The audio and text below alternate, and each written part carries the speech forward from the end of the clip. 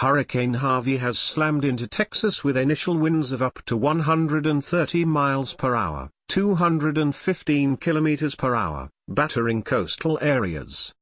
The biggest storm to hit the U.S. mainland in 12 years is moving slowly, with 16.43 in, 42 centimeters, of rain reported in one area. Catastrophic flooding is expected, though Harvey's winds were downgraded from Category 4 to Category 1.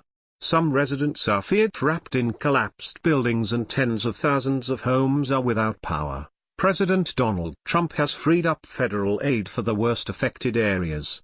With Texas Governor Greg Abbott warning of record flooding in multiple regions, Harvey made a double landfall, northeast of the city of Corpus Christi initially, then just north of Rockport a few hours later.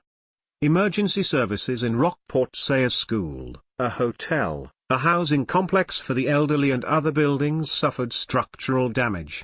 As we approached this coastal city across a series of causeways and bridges, darkness was falling and the flooding was already beginning, with frothing waves eating at the road. At one point our car was blown sideways across several lanes by the force of the wind, and every few minutes a bolt of lightning would illuminate the sky with a neary green flash. By the time the eye of the storm was making landfall just 30 miles up the coast, we were hunkered down inside a hotel, listening to the noise of screeching wind punctuated by the occasional crash.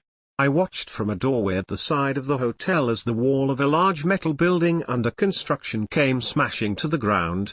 Thick palm trees have also been brought down, and by the glow of street lamps and the flashes of lightning, you can see that the air is thick with driving spray. This storm is powerful, it is dangerous, and it is terrifying. When Harvey struck close to Corpus Christi, around 2200 hours local time on Friday, 3 o'clock GMT Saturday, it had winds of up to 130 miles per hour. Trees came down in the city and power supplies were cut, but thousands of residents had heeded warnings and boarded up their homes before fleeing. When the storm struck again near Rockport, wind speeds had fallen slightly to 125 miles per hour. Right now we're still hunkered down and can't go anywhere. Steve Sims, Rockport's volunteer fire chief, was quoted as saying by Reuters news agency, "We've heard rumors of 1,000 different things. We can't confirm anything because we haven't seen anything. We know we've got a lot of problems, but we don't know what yet." Rockport Mayor Patrick Rios said people were trapped in a housing center for elderly people, where the roof had collapsed and rescue teams were unable to gain access, according to CBS. He had a stark warning for anyone who refused to leave town. "We're suggesting if people are going to stay here, mark their arm with a Sharpie pen with their name and social security number." At 5 o'clock local time, the National Hurricane Center announced in a bulletin that winds had fallen to 90 miles per hour, thereby making the storm a Category 1. Speaking from Corpus Christi, city resident Michael Hunter told the BBC what he could see. "Our house has been boarded up, so the only windows I can see out of would be the front. It's very, very high winds, not as much water as we expected, but there's quite a bit more debris in the roads. Long queues of traffic have been heading out of the storm's path." Governor Abbott said it was obvious Texas was confronting a very major disaster, and more than 1,000 National Guardsmen were to help with the disaster relief operation. Harvey is the first major storm of the Atlantic hurricane season. It is forecast to meander across southeast Texas until Wednesday. The NHC has stressed the danger of life-threatening floods as rising water moves inland from the coastline. Oil-rich Houston, the fourth biggest city in the U.S., could face up to 20 inches of rain over the coming days.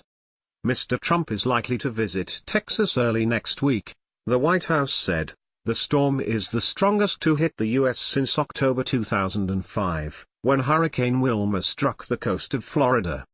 Wilma left 87 people dead and was part of a record-breaking hurricane season that included Katrina, which devastated New Orleans and killed nearly 2,000 people in August of that year.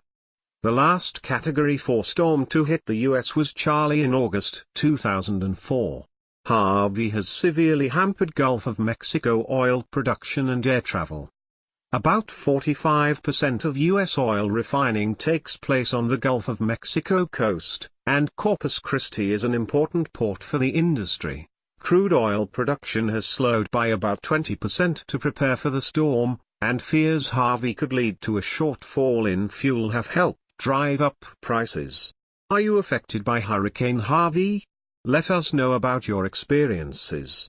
Email haveyourSay@bbc.co.uk with your stories. Please include a contact number if you are willing to speak to a BBC journalist. You can also contact us in the following ways.